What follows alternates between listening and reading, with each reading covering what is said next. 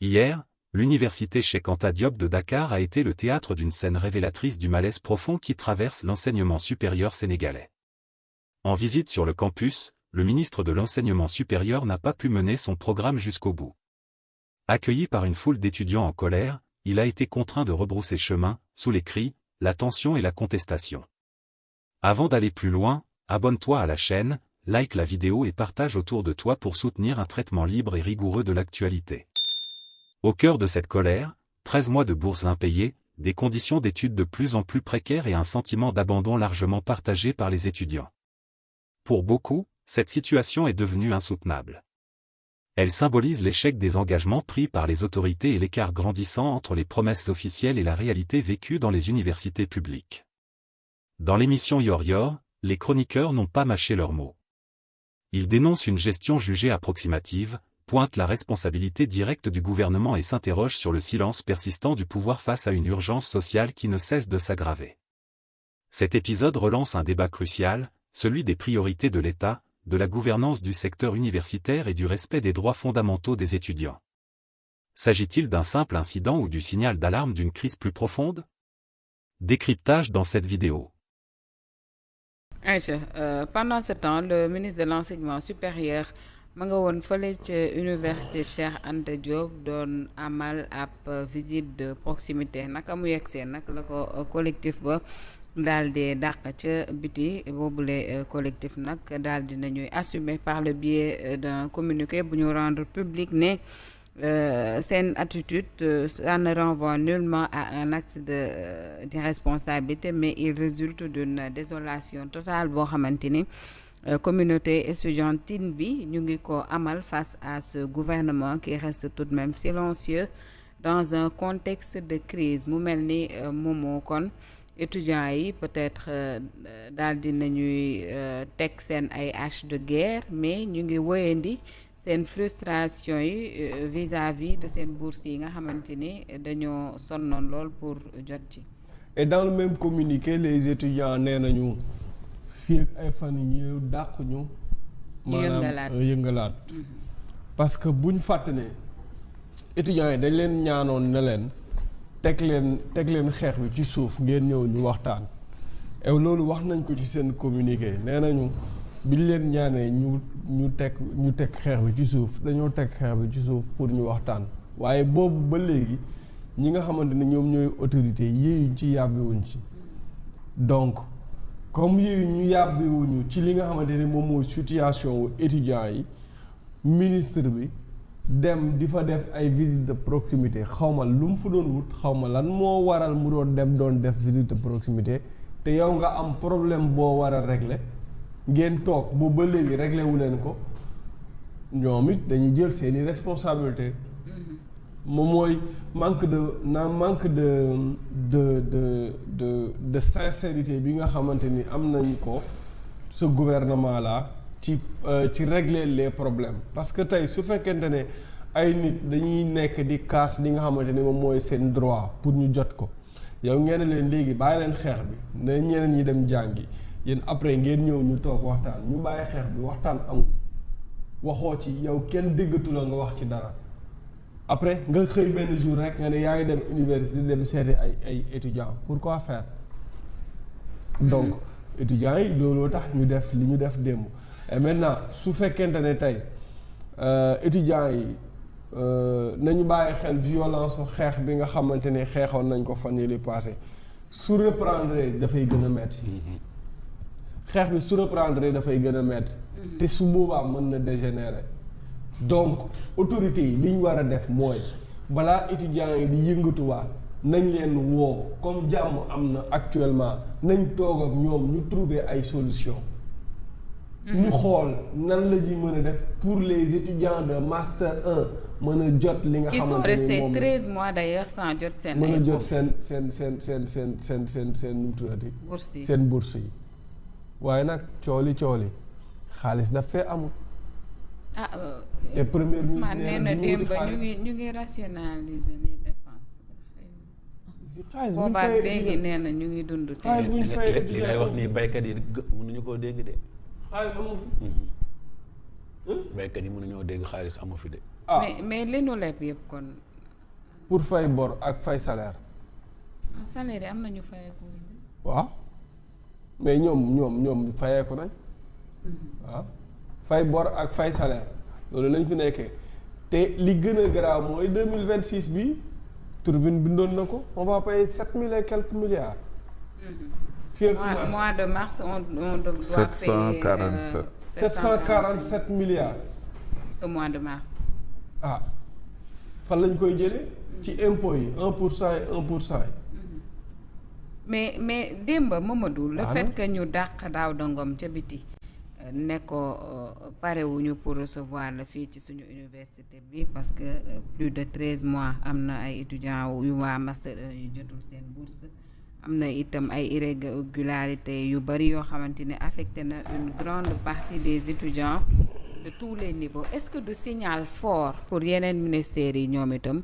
ñu xoolaat bu baax seen taxawaay parce que ku nekk rek ministre bi la concerné dafa mel ni sénégalais pare nañu léegi ci boo deful la nga war a def ñu wan la ni defoo la nga war a def. oui d'abord erreur la parce que jàpp naa ne ministre fu muy dem fu ne waroon nañ préparer le terrain. yëfu cuune dëgg moom moo fa xew. ministre mënul jóg surtout de tutelle. du jàmbur koo xam ne moo gàlloo wàllum enseignement supérieur. autrement dit il est censé régler les problèmes de l'enseignement supérieur buy ñëw université mais war nañ préparer le terrain. au moins bu ñëwee mu xam ne kat war na rencontrer telle partie war na def telle visite après rencontre waroon na am ñu mu yónni ñu rencontrer étudiants yi waxtaan ak ñoom defar terrain bi ba bu ñëwee day gën a nooy ci moom ñu mën a xool na ne ko mais tu mënoo ñëw rek débarqué wu noonu wala ñëmu yónni ñoo matut lañ doon wala amul information par rapport ak lu xew université te yem ca doon yëpp dafa garaaw pour un ministre de la République ngay dem ci ñoo xam ne yaa yor li nga xam ne ñoom tey jii nii moom mooy li ñuy yëngu mbirum enseignement supérieur ñëpp xamoon nañ ne amoon na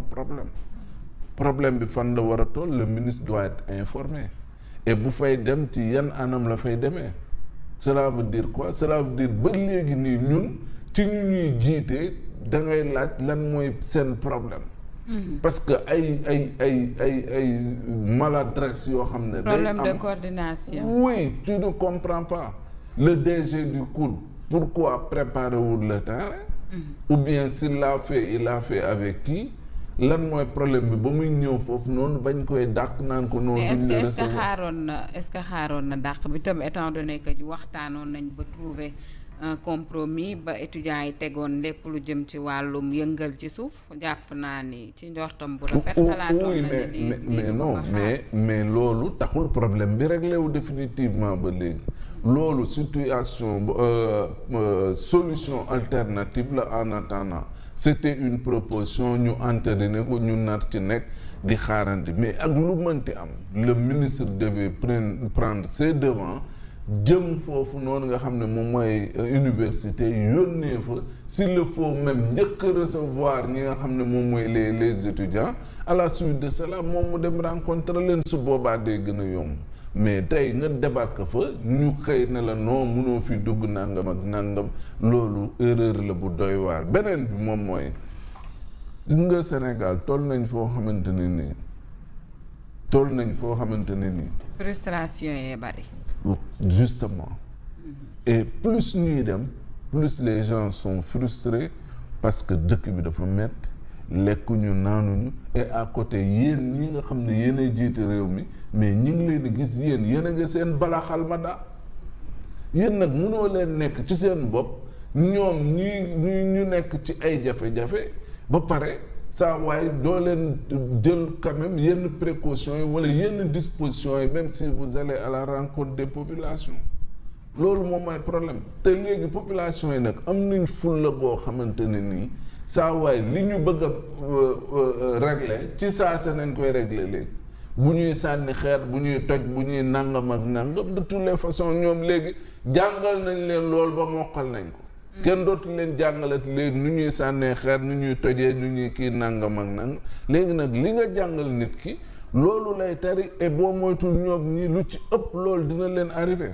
donc li ñu gën a nekk jàpp naa ne moom mooy gën a liggéey réew mi li ñu war a gën a nekk moom mooy teg ay actes yu concret li ñu gën a war a mun a nekk moom mooy xool comment pacifier justement surtout yenn jafe-jafe yi nga xam ne ñu ngi ko am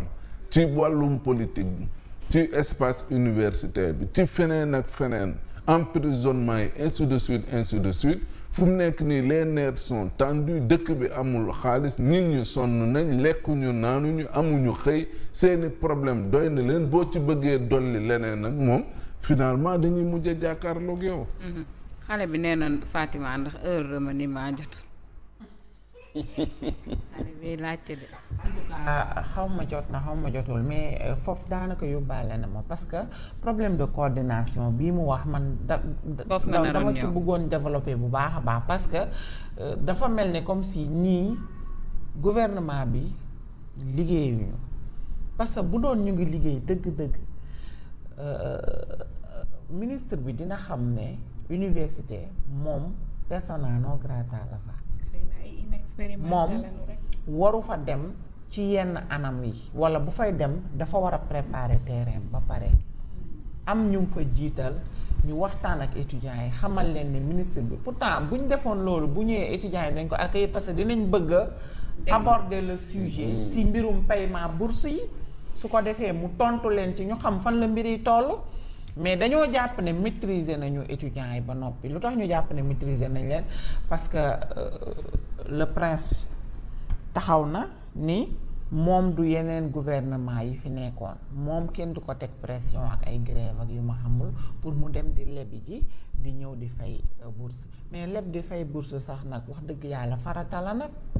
ndax boo lebee am na loo ca faj mooy fay nga étudiants yi am nañ satisfaction après yow état loolu moo la war nga dem lebi ji loolu tax réew yëpp di leb nga dem lebi ji ñëw faj soxla yi nga xam ne moo nekk ci sa biir réew après investir liggéey fay bor boobu nga leb nguur guy bañ loolu nag man xamatuma ci yow dara mais vraiment de jour en jour incompétence bi ñu bari di wax ñoom dañ leen koy dëggalal de jour en jour nag bés bu nekk dañ koy gën a dëggal parce que étudiants yi li ñu wax dafa leer nañ ñoom paiement de bourse yi xëy na daf see gën a fës rek 13 mois yi ñu doon kaas man jàpp naa ne bi ñu waxtaanee ak étudiants yi ay kilifa jug dem waxtaan ak ñoom ba ñu calmé wu man jàpp naa ne ñoom waroon nañu def au moins quelque part yoo xam ne dina wane ne ñii kat bëgg nañoo fay wala ñu ngi dox ci fay mais kon ñoom fay paiement gi ñu annoncé woon xanaa nekkuñu ci. parce que bu ñu ci nekkoon étudiants yi du ñu menacé waat dem grève semaine prochaine nee nañu d'ici la semaine prochaine dañuy delluwaat ci grève yi parce que non seulement bourse yi ba tey dafa taxaw ba noppi 13 mois yi ñu doon kaas ba tey moom la ñuy kaas xam nga bu ñu joxe woon au moins 1 mois sax ñu ne kon 12 la léegi mais 13 mois ya ñu doon kaas ba tax ñu demoon grève ba tey 13 mois yooyu la xale yi bind ci seen communiqué ne 13 mois yooyu ba tey ma nga fa bi ci des mooy am na yeneen irrégularité yu dul jeex yu nekk ci biir université ay problème yu baree bari xëy na nag paiement de bourse gi da cee gën a fës mais lan moo tax mënuñu am concentration tuuti liggéey parce que politique gi moo leen emporté de trop gouvernement boo xam ne premier ministre ba ma ngay ŋàññi président de la république premier ministre ba ma ngay ŋàññi ay ministre am directeurs généraux yi ñu ngay wut entre président ak premier ministre kañ lañ ca war a àndal ban parti lañ war a jël mais ñooñu nañ waxante dëgg nag amuñu temps wu liggéey duñu liggéey sachant que ne ñu ngi ci 2026 2027 élection la ñu ngi commencé compter ñoom ci yan commune lañ am ay maire ak ci yan commune lañ amul ay maire kon seen xel mu ngi ci élection locale déjà mais ñooñu nan la ñuy liggéeyee loolu dafay wane ne rek problème yi dafay gën a persister di ba noppi di gën a yokk mais ñoom ñii parewuñ pour faj ko wala pour lijjanti ko ñu ngi xool nan la ñuy gën a yaatalee seen politique pour xëy na communes yi nga xam ne raw na leen ñu fexe 2027 bi local yi bu ñëwee ñu gaawantu jël communes yooyu nekk fa ay maire gën a toog gën a am représentativité ci réew mi mais loolu taxul ñu fal leen il faut que benn instant ñu jéem a teg politique bi ne leen ñu jéem a concentré wu ci li nga xamante ni mooy nécessité yi li ñu leen soxlaa li tax dëgg-dëgg askanu Sénégal porter seen confiance ci ñoom ba tabb leen fii ñu ne parce que nag gis nga ku fàtte la fal wallaay folli la day gaaw